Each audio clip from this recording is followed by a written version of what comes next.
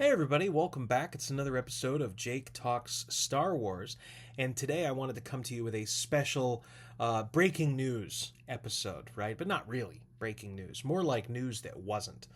Um, so yesterday, a really interesting article dropped, and it's kind of making waves in the Star Wars communities that I follow on places like Threads and things like this. Um, we almost got a Star Wars movie starring Adam Driver that was all about Ben Solo slash Kylo Ren. We almost got one, and we didn't. And that's kind of a bummer.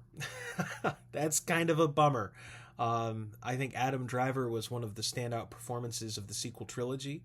I think he is a really great actor. I really enjoy watching him as an actor, and I'm a big fan of his. And the fact that we didn't get to see him do more with Kylo Ren slash Ben Solo, maybe more on the Ben Solo side, is a real big bummer to me. So the way the story goes, he gave an interview at the Associated Press, not just about Star Wars. He gave an interview about a lot of his different work that he's done over the years and kind of just his love for movies and movie making in general. And in the article, he talks about how he was always interested in doing more Star Wars. He talks about how he had been talking to Kathleen Kennedy about doing another one since 2021. He said Kennedy had reached out, and he always told her, with a great director and a great story, I'd be there in a second. I loved that character and loved playing him. So he is, he's willing to play ball. It seems he's willing to play ball. He's willing to be a part of things. And according to the article, he took the concept to Steven Soderbergh for a film that would take place after The Rise of Skywalker. Now remember, The Rise of Skywalker culminates with Kylo Ren's redemption. Kylo Ren comes back to the light side of the Force, becomes Ben Solo again, and then during the finale of the film, we get to see Ben Solo fighting as a Jedi Knight alongside Rey against Palpatine and against like Palpatine's servants and things like this. So that's how the movie ends. Now the movie also ends with Kylo Ren or Ben Solo becoming one with the Force or dying, apparently, right? I mean, we say apparently because obviously they would have had some kind of plan to get him back from the realm of the Force back to the realm of the living, right? They would have had some kind of plan for that. But Driver, had this idea for a sequel to that or for a continuation of that story. And he said that he outlined the story with Soderbergh and Rebecca Blunt. Steven Soderbergh is a director that Driver has worked with. Now, Soderbergh is not a name that I immediately recognized. And it may not be a name that you immediately recognize as the name of a director, right? It's not a guy like Spielberg or somebody like that we just immediately comes to mind, at least not for me. But when I check out Soderbergh's list of movies he's directed, it's a bunch of stuff, it's a ton of stuff, It's stuff like Ocean's 11, Ocean's 13, Ocean's 12, Aaron Brockovich, Logan Lucky, all sorts of movies, even Magic Mike. Did he actually direct Magic Mike? I'm sorry. Now I'm impressed by the range of this guy. If he actually directed these, yeah, he did. He directed the Magic Mike movies. So he's directing movies like Magic Mike. He's directing movies like Ocean's 11, Ocean's 12, Ocean's 13, movies like Logan Lucky. He's directed a few movies with Adam Driver already, like Logan Lucky and at least one other that I could see. So he has done a bunch of different work over the years that's really unique and really, it's really unique and really kind of out there, right? So he's working with Adam Driver and Steven Soderbergh. They're working together to come up with this concept. According to the article, they pitched the concept to Kennedy and Lucasfilm Vice President Carrie Beck and creative officer Dave Filoni. So they pitched this to Dave Filoni, Lucasfilm, all the head honchos, right? And according to the article, they loved it. They really liked the idea, and then they pulled Scott Burns to write a script. And Driver calls the script one of the coolest expletive scripts I have ever been a part of.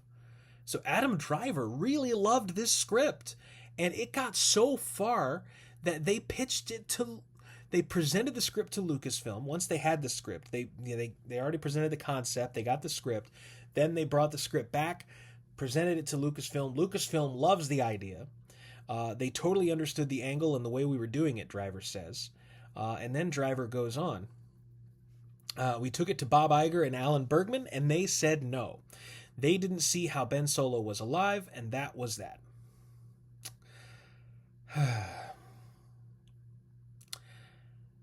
I don't get it. I don't get it. Some of the stuff that Bob Iger has greenlit over the years, some of the stuff that Disney has greenlit over the years has been really out there and questionable, in my opinion. But this movie, they're just like, we don't get it. Nah, who cares? He goes on, Kylo Ren. Adam Driver goes on. He says, it was called The Hunt for Ben Solo, and it was really cool. But is no more, so I can finally talk about it. Steven Soderbergh said he really enjoyed making the movie in his head, and he's sorry that fans won't get to see it. Disney and Lucasfilm did decline to comment for this article. I wonder why. They're seeing how this goes over on the internet right now, probably. So this is a bummer.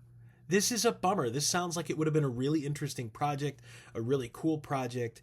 It would have taken one of the most popular actors and one of the most popular things from the sequel trilogy and kind of continued that, which is a good idea, right? I think, which is a good idea, I think.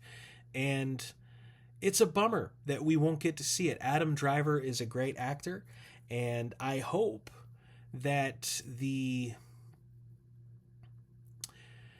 excitement we're seeing on the internet right now for this movie maybe offers maybe forces Luke, maybe not forces, but maybe encourages Disney to make a different decision or to revisit this decision.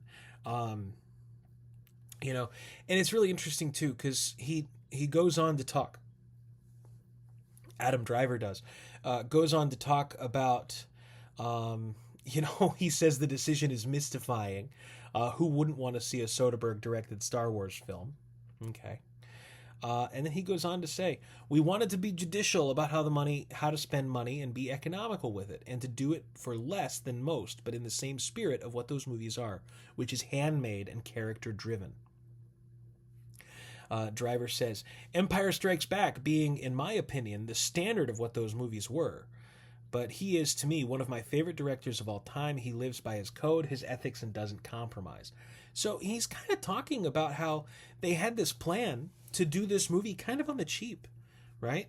Adam Driver, I don't think he commands huge sums of money for his time. Obviously, coming back as Ben Solo, he'd probably command more money than he got in the sequel trilogy.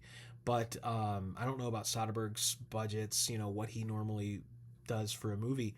But if the movie is smaller and more character driven, kind of focused on this individual and the people directly around him, it definitely stands to reason that they could have done this movie for not a huge amount of money. We don't have to spend $500,000 or $500 million to make this movie. So I'm very interested in this piece of news. Adam Driver, I think, is an excellent choice for an actor. And again, I feel like we were robbed of not being able to see more Ben Solo, right? Not being able to see more Ben Solo and those sorts of things. So seeing him come back, I think, would be a lot of fun. But, keep an eye out. You never know what's going to happen. I didn't screenshot it, but I saw a really great comment on Threads. Somebody made on Threads, where they said that Adam Driver talking about his Star Wars movie that never was feels to them like Ryan Reynolds releasing the screen tests for Deadpool after Fox already said no, they don't want to do it. Because remember that? Like, I don't know if you guys remember that. That happened years and years ago, right? Ryan Reynolds does these screen tests for Deadpool. Fox executives go, meh, no. And so it leaks online, and people went ballistic. People loved it. People wanted it. And it kind of forced Fox to go, oh, wow, okay. People do like this. They do respond to it, even though we don't get it, right? And so they decided to make those Deadpool movies instead. So I'm going to be interested to see if this has a similar effect. If Adam Driver talking about this with the Associated Press is going to encourage Disney to perhaps make a different decision when it comes to this movie. Because just because Bob Iger doesn't get it doesn't mean we won't. Because Star Wars fans have accepted a lot over the years. Maul came back. Ahsoka somehow still has not met her demise with all the dangers and everything else that she's faced. Palpatine returned, right? So, and that last one, a lot of Star Wars fans weren't thrilled about. But we've accepted a lot over the years. So I'm sure, especially if Dave Filoni kind of signed off on it, I'm sure that they can find a way to bring back Ben Solo in a way that makes sense, in a way that we would accept, in a way that feels authentic and real. So yeah, it's a real shame because Adam Driver's a great actor, Soderbergh is a great director, and it's a real shame that we didn't get this movie and that we probably won't. That's just my take on it, guys. What do you think? Let me know in the comments below. You can hit me up in the comments below, or you can hit me up on Threads or on Instagram and let me know what you think there. Hope you guys have a great day. Thanks for joining me this morning for my breaking news about Adam Driver and the Ben Solo film that never was. And I hope you guys have a great day. Remember, take care of each other out there. And as usual, as always, may the Force be with you. Bye-bye.